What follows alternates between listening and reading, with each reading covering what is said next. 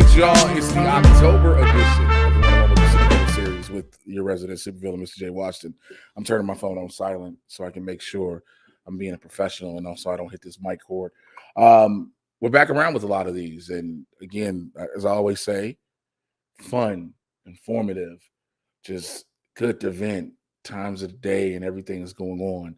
And so when I clicked in to get ready to start with this little person, I got a bit of a surprise that I paid attention to, and we'll discuss it.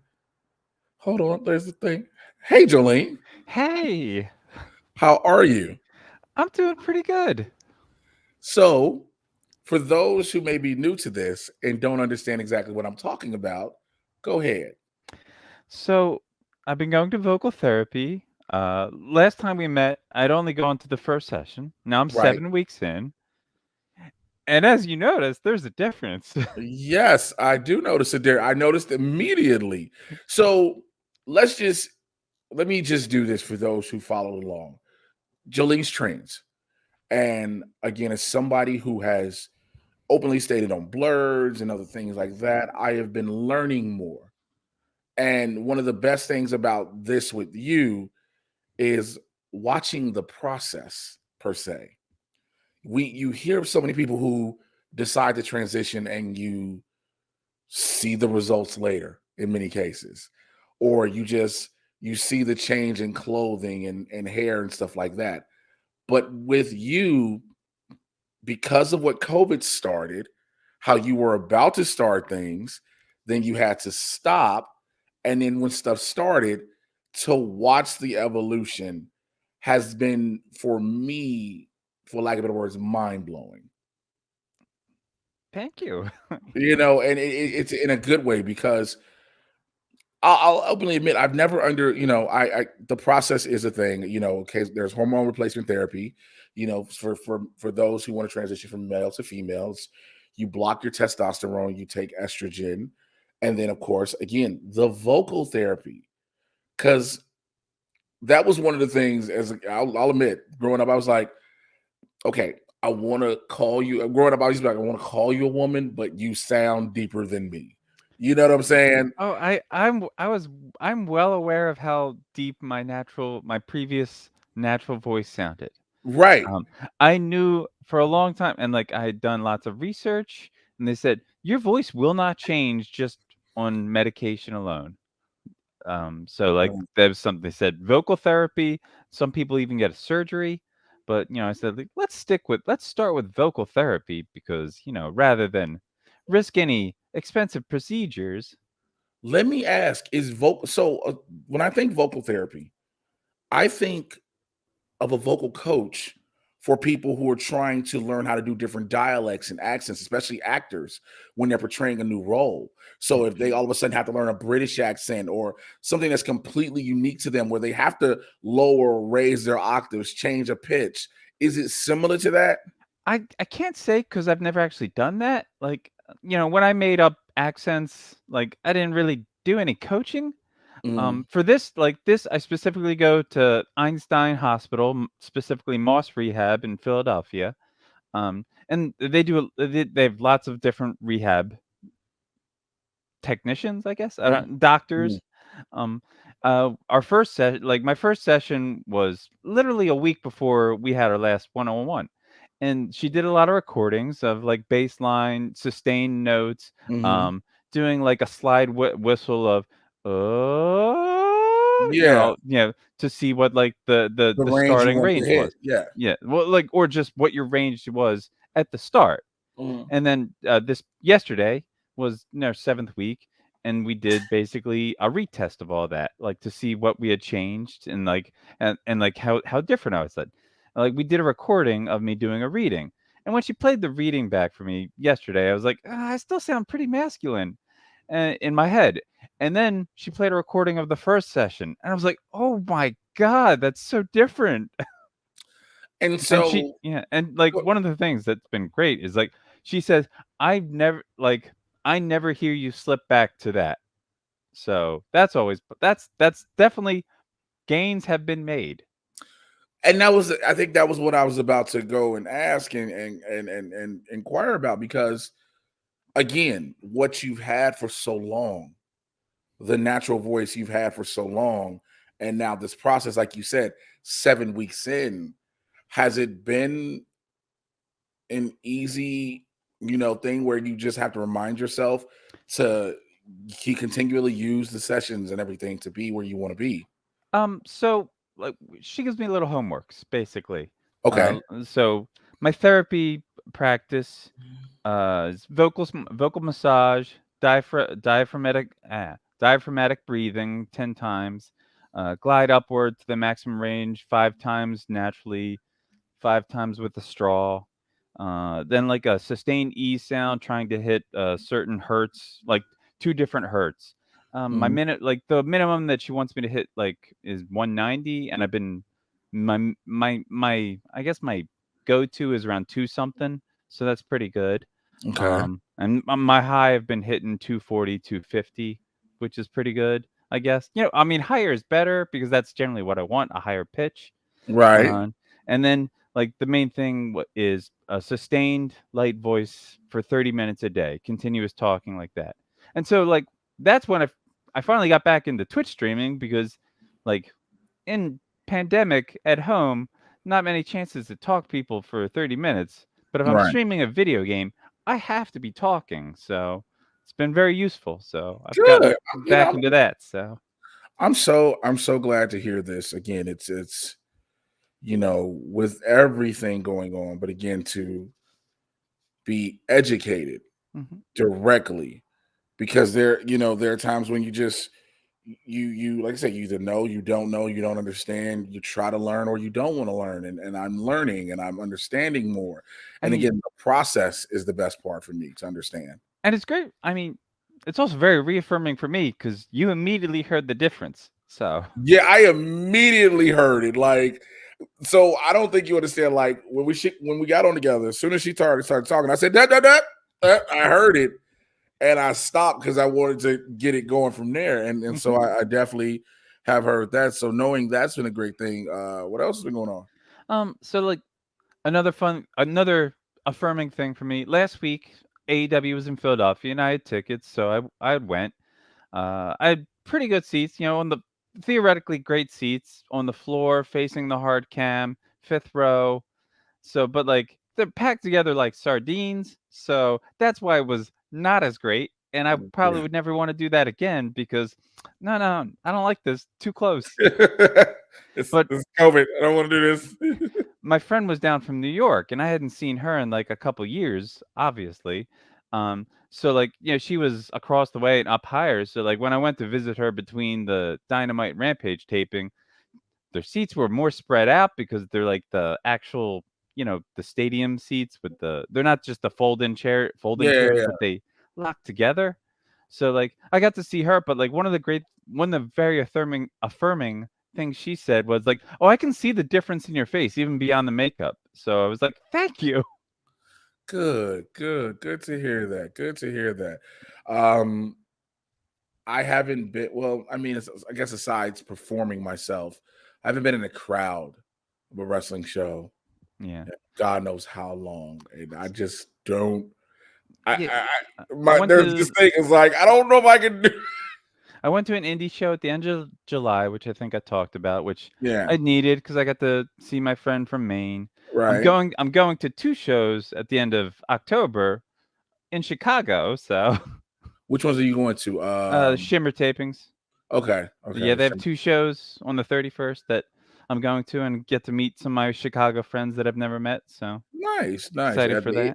They're at the Eagles Club, correct? Because Yes, yes. it's the only place Shimmer runs, which is not bad. Yeah, I It, feel like that's most indie places run there, the Berwyn Indie Eagles Club. I've wrestled at the Eagles Club so many. So Chicago has this habit. It's It's like a so weird. banquet hall type place, right? Yeah, but this is what's weird about it. Chicago will find a venue that works, and maybe one or two feds will run in that venue total. Now, this could be a rec house or anything. One or two feds will run in it. All of a sudden, everybody wants to try to run in this venue. So what it does is it oversaturates and burns the venue out Hmm. because it's like, yeah, you'll see a different type of show, but it's like there's something special about when it's just one thing coming here. You know, it's the moment here. And because AAW used to run at Berwyn, I don't know if they Mm, still do. yeah, I remember hearing a lot about them Mhm. from my Chicago friends. Yeah, Berwyn So, Championship Wrestling, a couple other promotions, Anarchy Pro, so many promotions. Shimmer was one of the main ones, and it's Rise just it. probably. I'm not 100% sure about that one, but it's just you see so many places. I mean, again, if Berwyn's still running and it's still drawing and clear, the beautiful thing about that is it hasn't caused any bullshit in the area That's good. because that's what happened when they ran. I think the WWE ran in Logan Square when Walter got his belt stolen. Chicago? No, that's Chicago. Oh, No, Logan Square is Chicago? Logan Square is a neighborhood in Chicago. Berwyn is not Chicago. Berwyn is Okay. the suburbs. Well, so a lot of my other Chicago friends say Logan Square is Chicago. No, Or it's is it's wait, is Logan Square where AEW ran? um no, they ran out of they did one show in freaking like by Schaumburg. That was the most recent show they had did. The one by Schaumburg when they not the one at the Sears Center, the one at the other one that was in like Schaumburg or something that everybody couldn't get a ride back from. Yeah, like I'm trying to remember wherever All In was. Yeah, Let's because that one see. was The Sears Center. Okay, the that's what Sears, I'm thinking yeah, of. that was the one that wasn't nowhere near the city. Yeah, that's the where they say Chicago. Okay, that's what I was thinking of That's what it when was. all of my Yeah, friends say that's not Chicago. it's not Chicago. It's too It's far. not. It's so far away from Chicago. It's so far away. And so, yeah, And like they're always gonna run there from what I hear, just because of All In, basically. see, but here's what's smarter. When they did the Wintrust Arena for that one pay-per-view, so the Wintrust Arena is the home of the Chicago Sky. Now, you're in the city proper, right? Mhm. You're by public transportation. You're easily accessible. It may not have 20, 30,000 seats, but you don't need that, especially while we're still in the midst of a pandemic, Yeah. because you don't need 30. If you want, it's always weird to me. Like when I saw watching SummerSlam, I was like, no, no. People were like, yo, you going to Vegas for SummerSlam? I said, fuck no. They were like, why not? I was like, SummerSlam is in a football stadium. They was like, yeah. I said, that's going to be more people than the football games itself. Because remember, in a football stadium, you have the field. Yeah. With wrestling, you start putting chairs all the way. Mhm. No. But yeah, I mean, they're gonna do what they like gonna do. Like, I think the main complaint I think Chicago friends have about the Sears Center is how small it is, and they think AEW can probably do bigger and sell more if they stop running there. But they've Well, basically like, well, they gave us the chance, so we're always basically gonna run there for there's All also In, All some. Out, or whatever. There's another thing. There's another big thing. There's another big thing. Chicago politics. Oh, okay. So in order, so this is why Vince McMahon doesn't run at the United Center anymore. He did one show at the United Center in '94, never again. That was at SummerSlam, Undertaker versus Undertaker that year. This is why. In order to run in these venues, you can't have your crew put Uniontown. to Uniontown. Yeah, because I remember that being the reasons why he doesn't like going back to MSG. So, Mhm. like, It's yeah, a no, New York's in Uniontown. It's a union town. So you have to have all the union guys put everything together. And you got your crew who knows it. And they're like, no, no, no, no, no, no, no. Our guys have to Mhm. do it. Yeah, I remember hearing stories about that from whatever the hotel that hosted in 20 the New York hotel hosted a bunch of indie shows, including Redacted's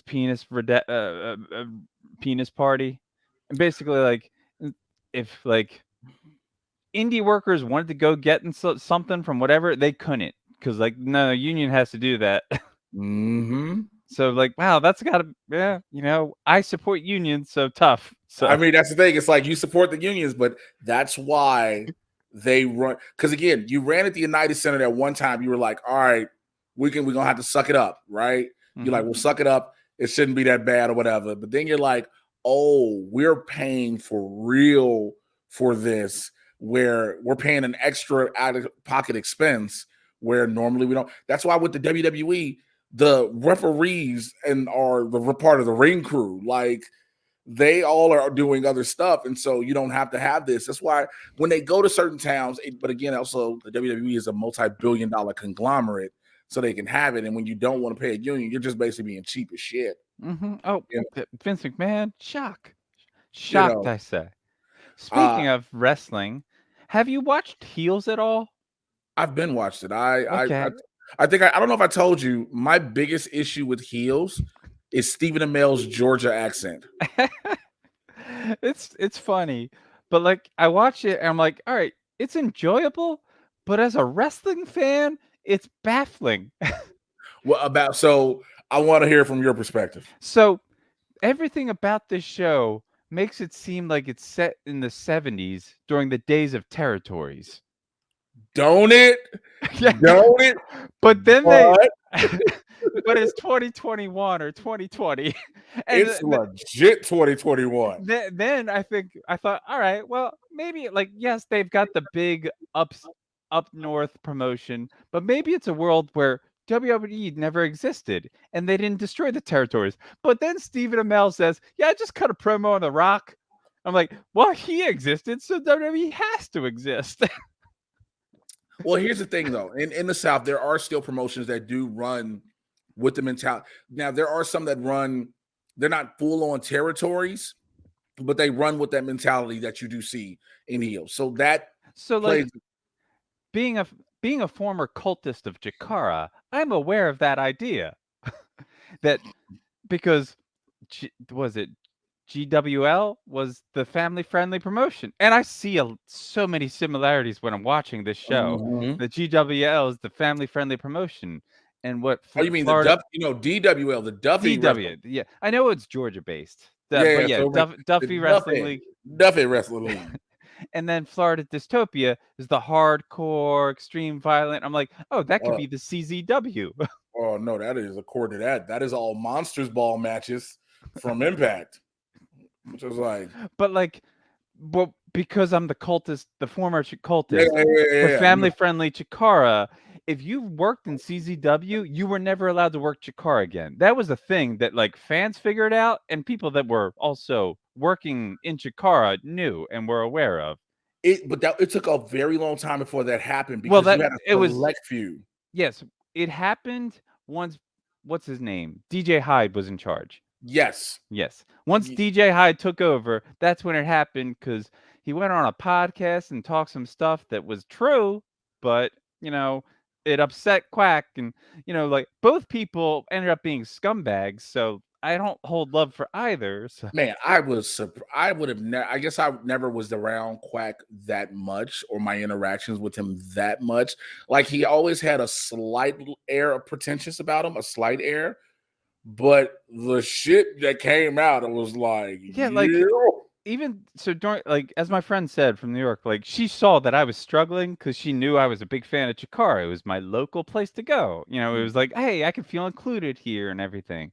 But then, like, the speaking out happens. I'm like, all right, yeah, I'm waffling on the fence. I'm struggling. And then he says in like a newspaper interview, it's like somebody threw a grenade in our house and walked by. I'm like, no, that's not what happened. And then like he starts releasing videos of why cancel culture is bad. And I'm like, okay, so all right, you're just revealing yourself to be everything people said. It really these past 18 months have been there've always been hot button words for people to use to there've always been hot button words for people to use to try to glom onto something.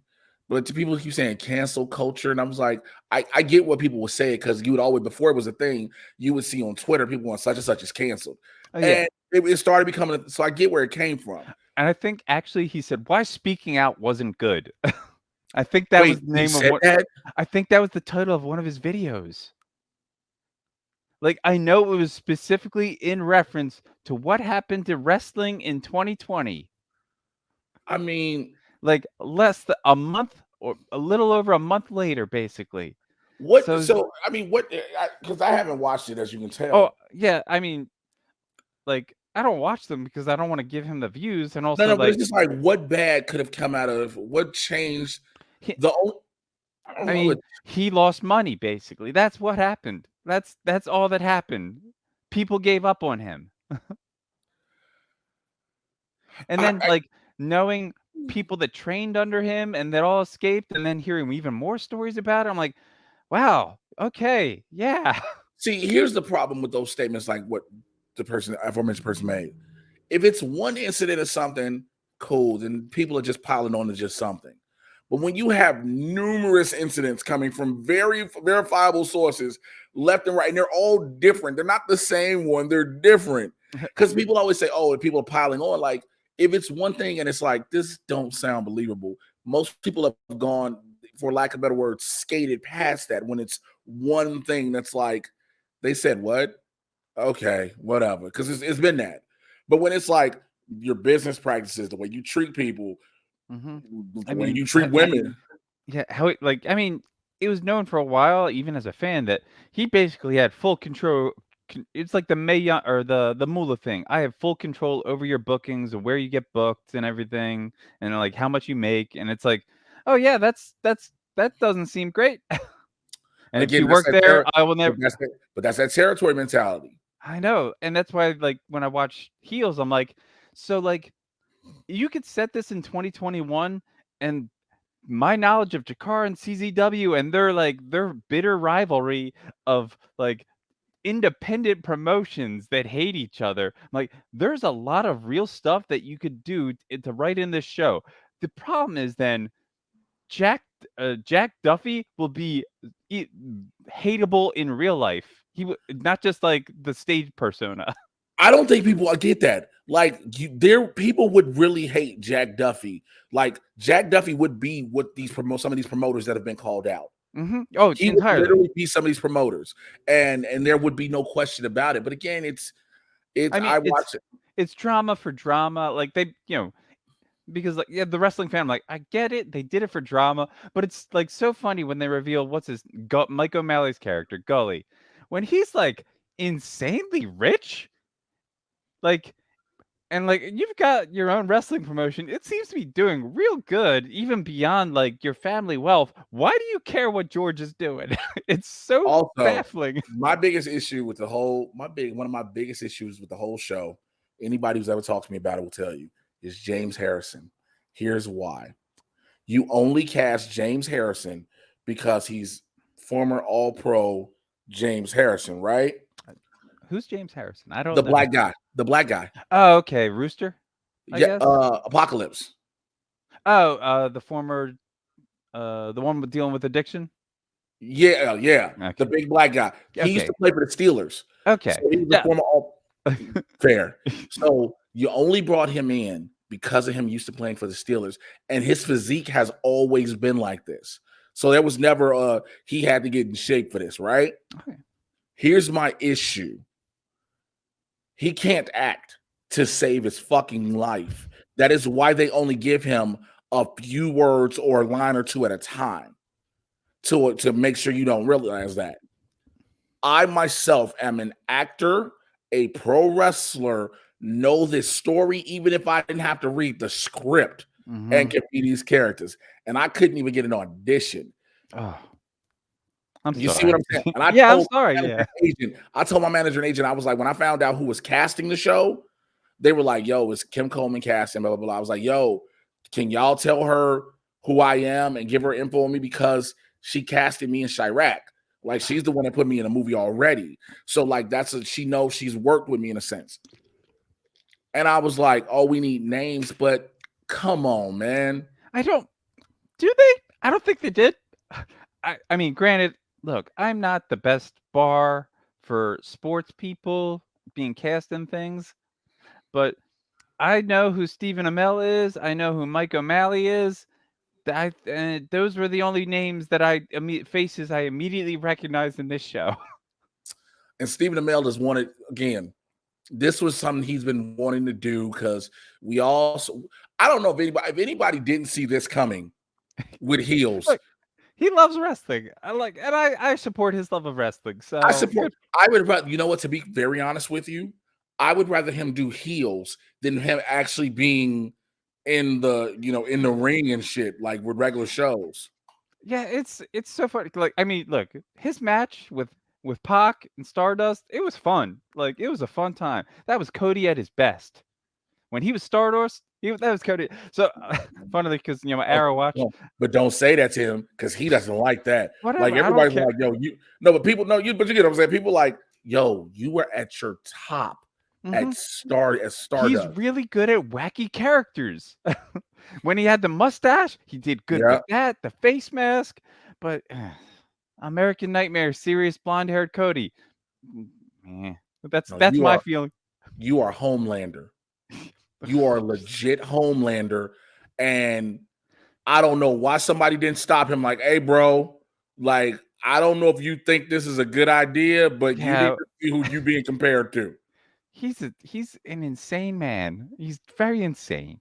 The neck tattoo, like, The neck tattoo is the weirdest shit in the world. Like, and like it's like their marriage confuses me on many levels. But like Brandy says, I can't tell him anything to do. He's just gonna do it anyway. I'm like, all right, well, whatever.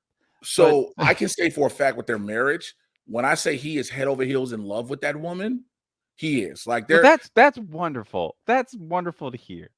I yeah. still don't want them on TV, but Oh, I agree. yeah.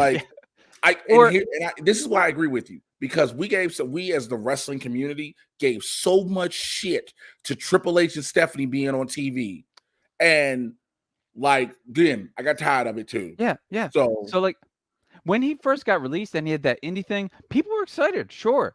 And like from what I've heard, like people that saw him live at indie shows, like he was fun and entertaining. Now just the weekly of him in charge basically and the stories that he cares about versus I don't care about them as much. Like, I'm rewatching Arrow and I got to the point where, he's introduced as the Stardust character and I'm like seeing his real hair. I'm like, you look so much better with that hair. I'm like and I know he comes back in season 7. I remember him being fun for what I briefly remember of season 7. So I'm mhm. excited to get back to that. But like, just got into season 6 and That's even Earth 2 Laurel, she is so great. is that season 6? Is that when we get Black Siren season 6? So she first shows up in Flash season 2, Right. returns in in Arrow season 5, then she's basically a regular in season 6 on. Because season 6 is the dragon, right? Ricardo Yeah. Diaz, So I mean, it's like multiple from whatever because I know we got to deal with Caden James first. which I Then still didn't get the Caden James shit, but yeah, I mean, I know it exists because they talk about him and he escaped and I remember Black Siren works for many different bosses throughout her run before she yeah, reforms. So because Ricardo Diaz, I am the dragon. Everybody was like, bro, what? it's so boring. I like the actor looks fine. He does the generic gravel voice, like the generic bad guy gravel voice. Yeah, that's Kirk Acevedo. That's what Kirk does. Like for some reason, that's not even his real voice. Yeah, like I remember there being one line that was funny that I liked, where Black Siren's like, "Well, what would you do if he shot you?" Well, we wouldn't be having this conversation. Like, but I don't remember the context. I just know that season 6, like a lot of my friends that love Arrow, like wholeheartedly, love it because of the whole Earth 2 Laurel story. Is so that like it is all about her reformation. Because it gave them the clue, because it gives Arrow fans the closest thing to what we thought we were going to get in the first season. Yeah. It Yeah. finally gives you the Earth 2 Laurel finally gives you, you're like, okay, Oliver Queen and Laura Lance, we're gonna have this. And you're like, Well, so being a gay trans woman and then like just rereading the stuff and like about her budding friendship with Felicity and then also just like seeing photos of them in real life and they're like so ridiculously flirtatious in every single like candid photo and I'm like, "Oh, I understand what's going to happen to me. I'm going to ship them immediately once see them start like being friendlier with each other." yeah, So I'm gonna save my comments for after we're done I mean, recording. look, I'm rewatching Supergirl, and once they introduced Lena Luthor, and like I see completely differently now because those two are constantly flirting in almost every single scene together. Who, Lena and who? Kara, Lena Yeah. and Kara, Oh yeah. It, like it's so they say with these superhero shows, that this is with a lot of workplaces in general. People work together so long, things tend to happen. Melissa Benoist was married. We found out her husband was abusive. Nobody knew that at first. Got divorced. Got married to the guy that played Monel, Chris Wood. mhm. I'm not sure they're still together now, if I'm not mistaken. I think they are. I think they Okay. just recently had some kids, but Okay, I that's mean probably that doesn't yeah, 'cause mean. that's what it was. That's why she couldn't be most of Supergirl, because she was pregnant. Mhm. Which is But always weird when your hero is like, yeah, so shoot me from here. like that's the big fear though. But like, because this season is the final season. I have mixed feelings on, but the big fear is that they're like just gonna ship her off with some boring guy again. Which, like, I'm happy that you found love with Chris, but you, I did not see the chemistry on camera that other people felt in real life. I guess. I didn't see it. That was the thing that was weird about it to me. I didn't see the Monel.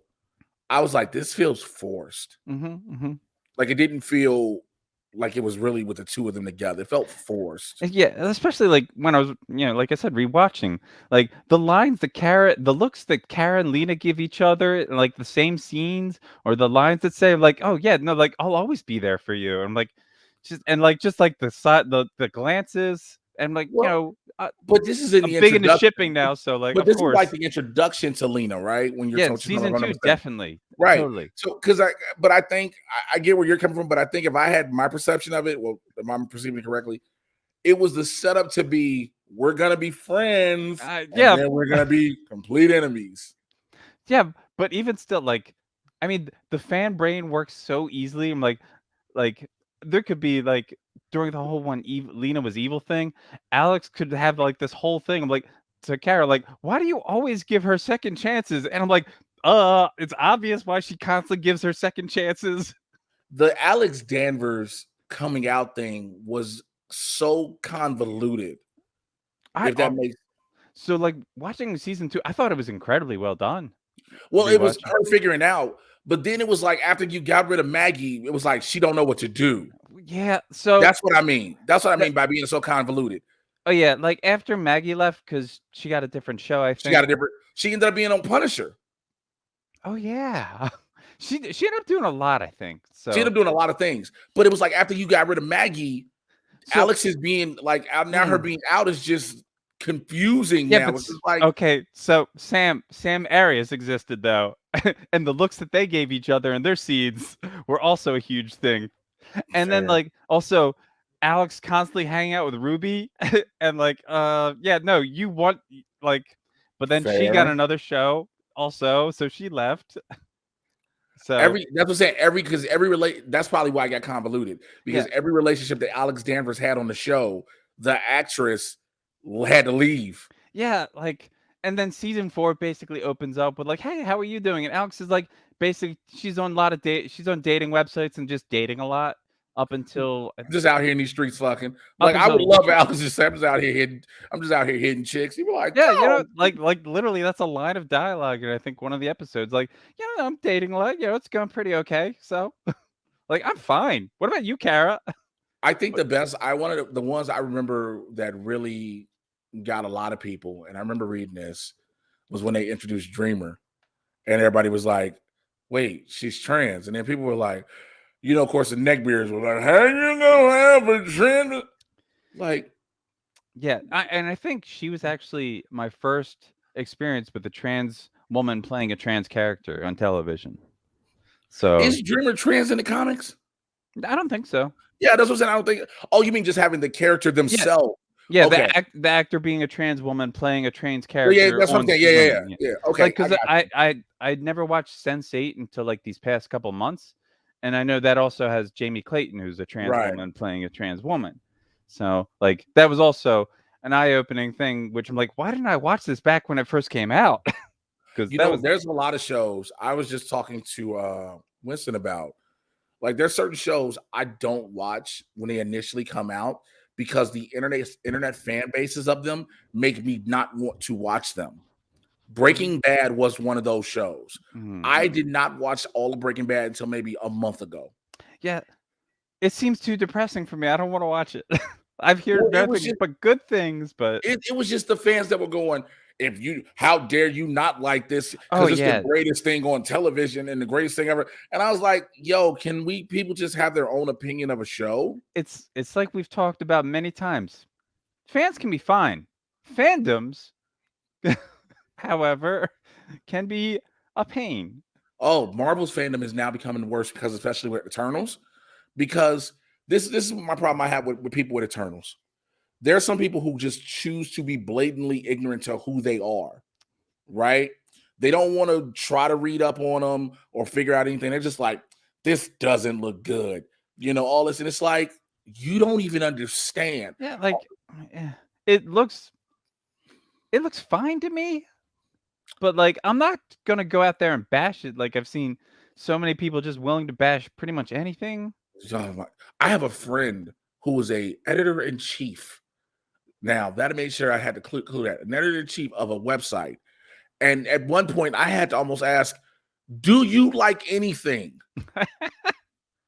Because Yeah, every time I've seen them put something up, it has always been negative. I have like not, I'm like, how? I You gotta feel like something. so I'm in a lot of role play chat rooms because I have free time and I love role playing. It makes me feel good. But Mhm. like the amount of hatred I see from people towards the Arrowverse, and I'm like, all right, okay, you again. Yep. This Well, you clearly haven't watched a lot of these shows as you're complaining about them because so if you like, for me as a fan, people, there's no doubt that I'm a fan of their universe. Everybody who's known me known I've been riding with them since season one. I tell everybody, I stuck around after season 3 and 4. If you can stick around after the Ra's al Ghul and Damien Dark seasons, I'm you have earned. 2021 JoLene is a season 4 defender. So but like it's so weird because like when I came back to season 24, it was after seeing all of Damien Dark and Legends of Tomorrow, and he is the same character. He's just like a little higher in Legends of Tomorrow, but the problem is Arrow, the villains previously were not as campy and as Exactly. like he enjoyed being a villain in that show. And it like Oh, when and Neil McDonough's amazing. he's so good, yeah, and, like, it's obvious in it's the Legends of Today crossover, when Flash races in and just takes everyone out, and Damien Dark just goes, like, with this bright smile and laugh, he's like, "What was that?"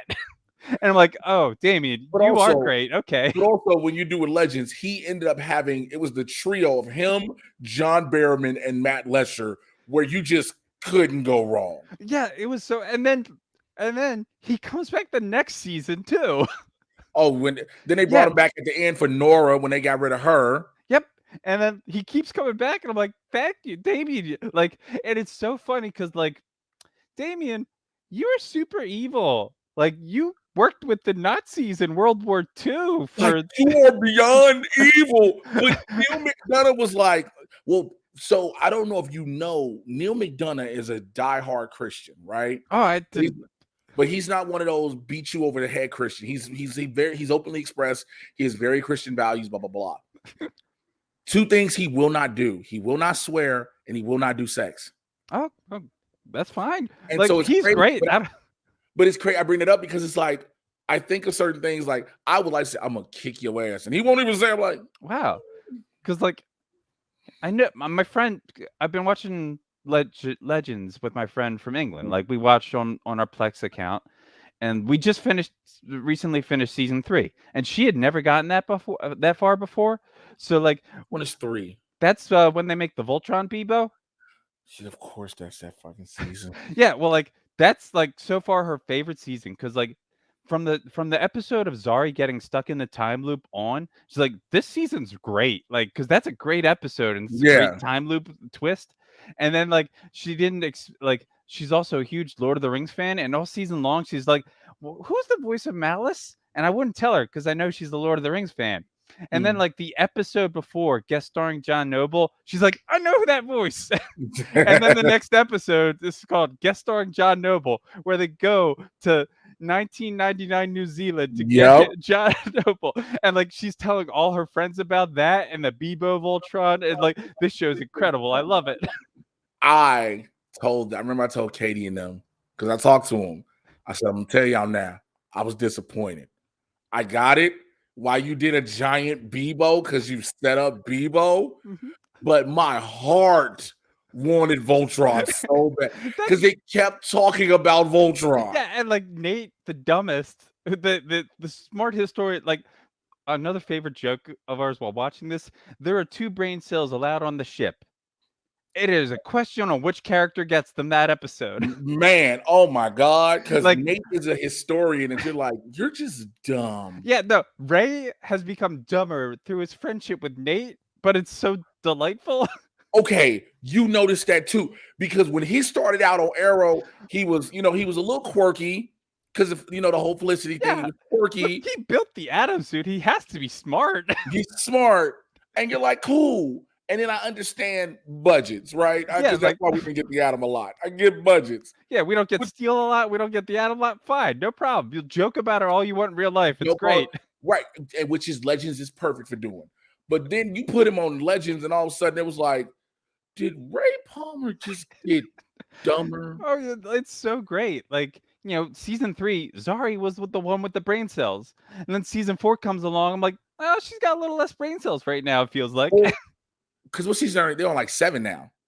Yeah, they're starting 7 soon, I think. Yeah. So they did, because remember now, because Oh yeah, now now they have second Zari Mark II. yeah, Zari Mark II is an influencer who's just super ditzy. So it's Yeah. like But yeah, this like works. when the Damien Dark episode that really like swung my friend around from remembering like you're a monster, but like it's when he's fake torturing Nate when like the mollusk possessed Nora's not in the room. Oh yeah. And like they're just the dumbest. It's like, oh my god, there's so much blood. Look at all the blood. Yeah, all the blood. And it's just like, I just really miss my daughter, But I never really got to have a chance with her. It was And, it was the Legends is. and Have you watched Doom Patrol?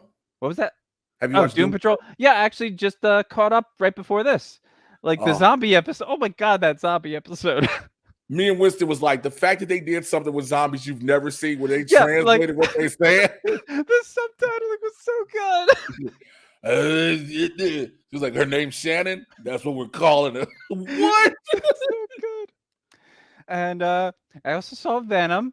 I Yeah. loved it. So, Well, let's get ready to end this now. but like, here's the thing.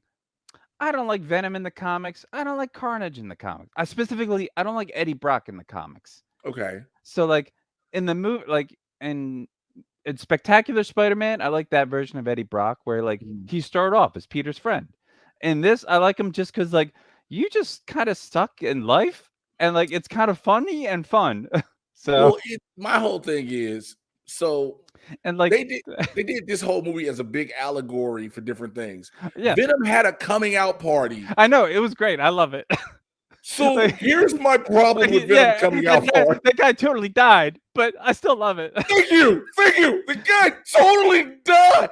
But like How do you Car- go to a club? How does Venom go to a club with a lot of loud music? How? look, it's not super loud. It's just loud. But also Carnage tongued a man to death, so that ruled. Yeah, You breaking out the know, prison, he just shoves his tongue down the guy and kills him. I was like, they gave Also, Woody. Go ahead. and then finally, like they have the scene where Venom and Eddie had to have to profess their love to each other for Venom to take it back. And it's just like it's just dumb fun. And Okay, it's 90 minutes long. It is. So It's so. I was in line. I'll never forget when I went to go see it. I was in line to go get like some quick little popcorn and something to drink, right? But the line was so long, and like I always want to see previews. I'm a previews guy, and so the line was so long. So at one point, I just told myself, I said it out loud. This movie is 90 minutes. Fuck it, I will be okay. I literally just because I had to remind myself this isn't a 2-hour plus I know, movie. like you forget sometimes that they can make movies that are not long. Again, I understand that Venom knows what it is. Yeah. It knows it's campy. It knows it's cheesy. It is fine with it. And I'm cool with that. However, some of the choice when you just decide to say fuck it all, like Woody Harrelson. I said in my review, Woody Harrelson as Cletus Cassidy is a bigger cartoon than the cartoon version in the 90s. Naomi Harris's shriek was supposed to be this grandiose thing.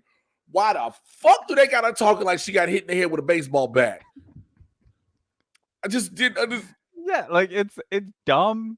It's dumb fun. That's all I can think of. So. And like sometimes that's all I need, you know? Yeah, but your dumb fun required 7 people to die because Venom got mad. Yeah, 7 people. Look, Venom is not a good person. I get that, but Venom was like, "Fuck you, Eddie. I'm out of here." And just starts hopping in bodies and act like we didn't remember in the first movie. He was like, if people can't host the symbiote, you know they die. Yeah, look, I mean, how many times has the symbiote said, hey, Eddie, can I eat this person's head? So, like, I don't really think he cares about body counts. Yeah. Like, there's some internal logic. Then Venom has 2 pet chickens, Sonny and Cher, that he won't. It's so great. It's so great. And like, yeah, Tom, like you said, Tom Hardy's having fun with it. It's great. That's the one thing I will admit. You can tell Tom Hardy is having I get to talk to myself. The Venom voice is a lot of fun. Like, I saw people like complain, like, well, Sony would never try to tie this into the MCU. I'm like, what? Yeah, they clearly did. I mean, they own Spider-Man, so I've been telling people for years. No reply. What I get? The Waltons is down. I'm not watching the Waltons. I just got a text from the CW. The email that I can watch the Waltons in the isn't like Howie Mandel passed out at a Starbucks, and I just got that. They rushed to the hospital. But my thing is like, what was I just saying before I got that thing about the Waltons? Clue.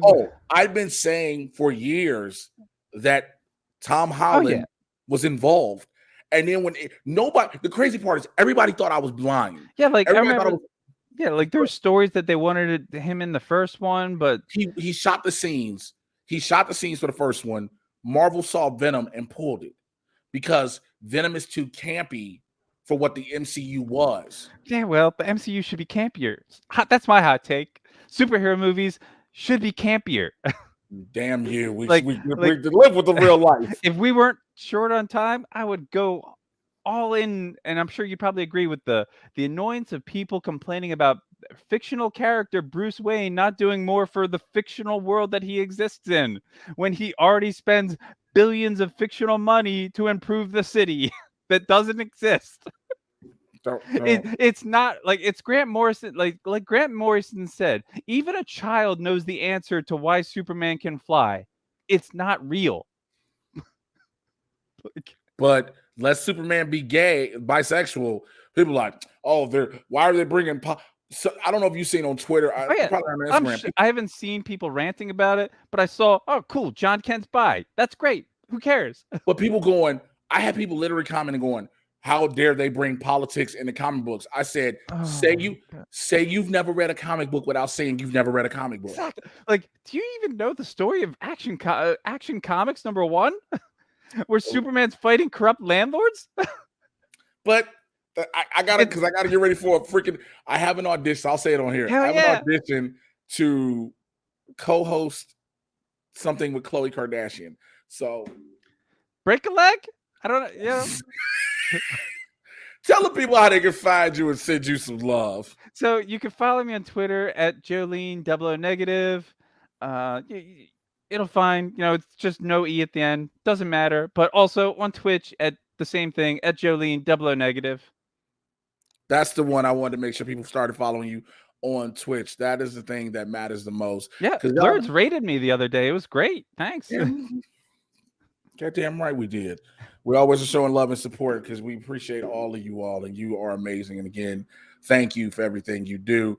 I'll holler at y'all for the next one. Don't go nowhere. Take care. We're out. Bye.